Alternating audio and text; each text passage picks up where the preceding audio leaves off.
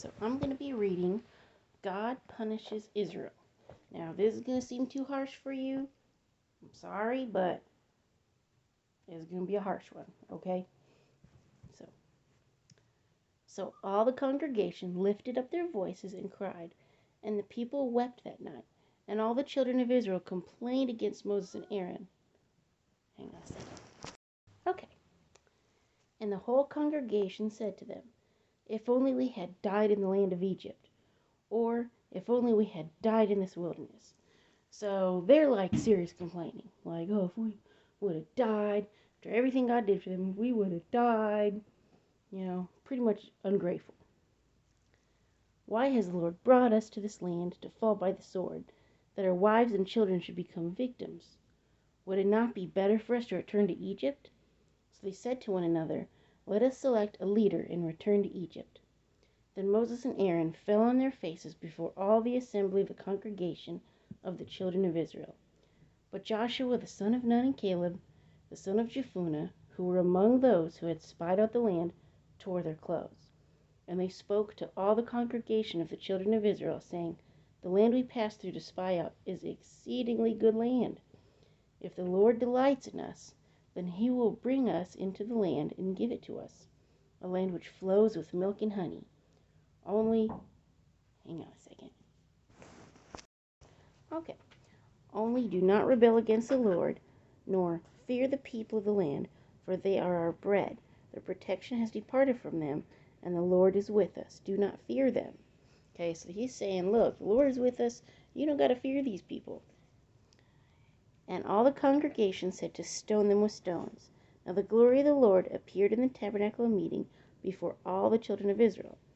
And the Lord said to Moses, "How long will these people reject me? How long will they not believe me? With all the signs which I have performed among them?" No matter what God does, it's not good enough. You ever feel like that? No matter what you do, it's not good enough. People are going to complain. Okay? I felt like that one day. You did? Mm-hmm. When did you feel like that? One day. I don't remember what day it was, but it just felt bad. Yeah. "I will strike them with the pestilence and disinherit them, and I will make you a nation greater and mightier than they." And Moses said to the Lord, "Then the Egyptians will hear it, for by your might you brought these people from among them. And they will tell it to the inhabitants of this land. They have heard that you, the Lord, are among these people, and that you, Lord, are seen face to face, and your cloud stands above them, and you go before them in a pillar of cloud by day, and in a pillar of fire by night.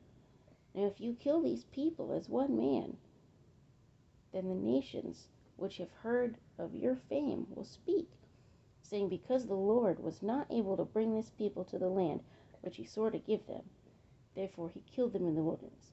Now that would not be what would happen, but that would be what they would be thinking, "And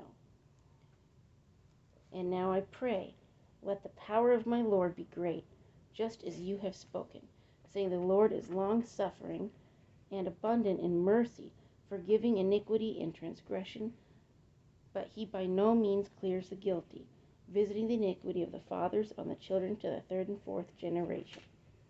Okay, what that means is, to my best knowledge, all right, is when you do something, okay, it doesn't just affect you. It affects your children, and it affects their children, okay? For example, if you do something stupid, okay, we'll say illegal, and go to jail. Now your kids are without either a mommy or daddy, whatever, okay? And so they're not going to have that example around of one of their parents. And they're going to grow up, and they're not going to know either how to be a wife or how to be a husband, because they never had mommy or daddy around to teach them. So, not in all cases, but in a lot of cases, the children end up being foolish. And then when they grow up, they're still foolish.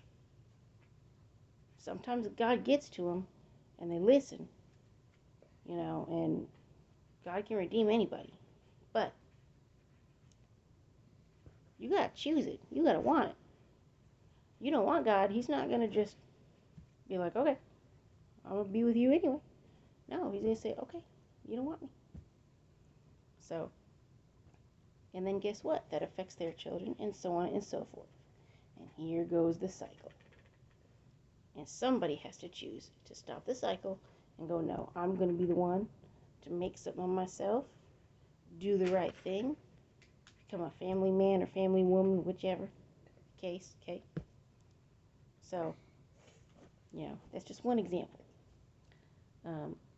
Pardon the iniquity of this people, I pray, according to the greatness of your mercy, just as you have forgiven this people from Egypt, even until now. Then the Lord said, I have pardoned, according to your word. But truly as I live, all the earth shall be filled with the glory of the Lord. Because all these men who have seen my glory, and the signs which I did in Egypt, in the wilderness, and have put me to the test now, these 10 times, and have not heeded my voice. Okay, these 10 times they keep putting him to the test. Is God still with us? Is God still with us? Why don't we have food? Why don't we have this? Why don't we have that? Why don't we have this? Instead of looking what you have and what's right in front of you. Okay.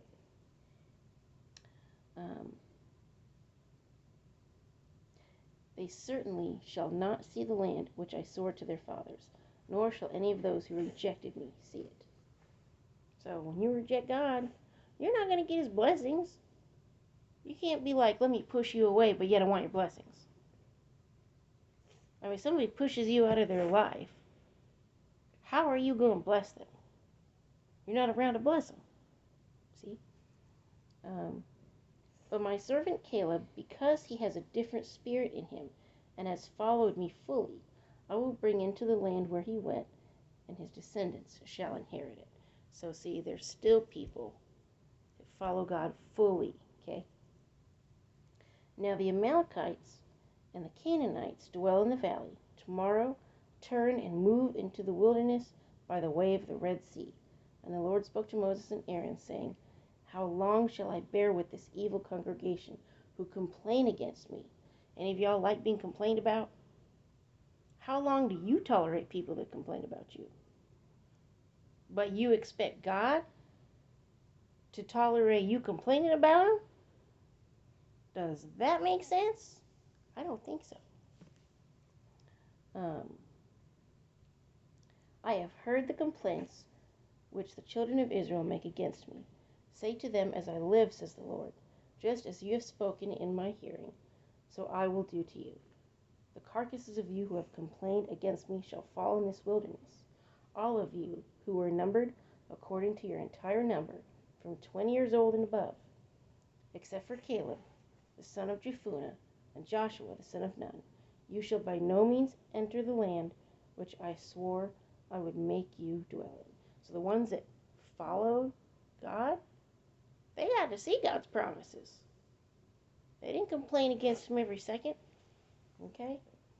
But your little ones, whom you said would be victims, I will bring in, and they shall know the land which you have despised. So the little ones, what do they know about complaining? So God's like, they're going to be able to see the promised land, okay?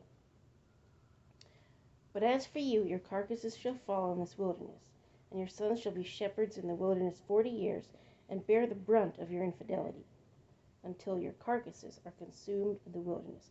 I like that, your infidelity. God says, you're supposed to be loyal to me. Just like, okay, a husband is supposed to be loyal to his wife. A wife is supposed to be loyal to her husband. Okay? That is a sacred bond. Okay? God and his people are a sacred bond. Okay? You break that, not good. Okay? According to the number of the days in which you spied out the land, 40 days for each day, you shall bear your guilt 1 year, namely 40 years, and you shall know my rejection. I, the Lord, have spoken this. I will surely do so to all this evil congregation who are gathered together against me. In this wilderness they shall be consumed, and there they shall die. So they shot themselves in the foot. They can't blame God. They're the ones who were like, let me whine and moan the whole dang time. Okay? God is very patient. Very patient. But even he has a limit. Okay? So, now the men whom Moses sent to spy out the land returned and made all the congregation complain against him by bringing a bad report of the land. So, see, here we are. It just takes a few morons to start trouble. Because then people go, yeah, let me think of all the negative. So you got to think of the positive. Think of what you have in front of you. Those very men who brought the evil report about the land died by the plague before the Lord. But Joshua the son of Nun and Caleb the son of Jephunneh remained alive, of the men who went to spy out the land.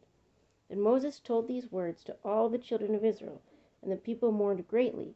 And they rose early in the morning and went up to the top of the mountain, saying, Here we are, and we will go up to the place which the Lord has promised, for we have sinned. See, when something drastic happens, that's when people realize, oh, I made a mistake. When people don't want nothing to do with you no more, then that's when they realize, wait a minute, I want to be nice, I want to be your friend. Well, now it's too late. That's what Amelia does. Mm-hmm.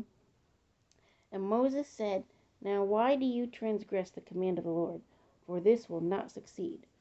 Do not go up, lest you be defeated by your enemies, for the Lord is not among you. When the Lord is not among you, your enemies, they're going to prosper, okay? When the Lord's among you, your enemies are not going to prosper. God is going to use any situation to prosper you. Even the most difficult ones, especially the most difficult ones. For the Amalekites and the Canaanites are there before you, and you shall fall by the sword, because you have turned away from the Lord. The Lord will not be with you. But they presumed to go up to the mountaintop. Nevertheless, neither the ark of the covenant of the Lord nor Moses departed from the camp. Then the Amalekites and the Canaanites who dwelt in the mountain came down and attacked them and drove them back as far as Hormah. So, they got attacked. They got driven back. It wasn't fun anymore because now God's not with them. God says, nope, you complained on me too much. Not going to help you. So, think about that when you're complaining about God or when you're complaining about people, because people will not tolerate you complaining on them. When you're going, everything they do is wrong, they're only going to take it for whatever their tolerance level is. Some people have a higher tolerance level. Some people have a smaller tolerance level.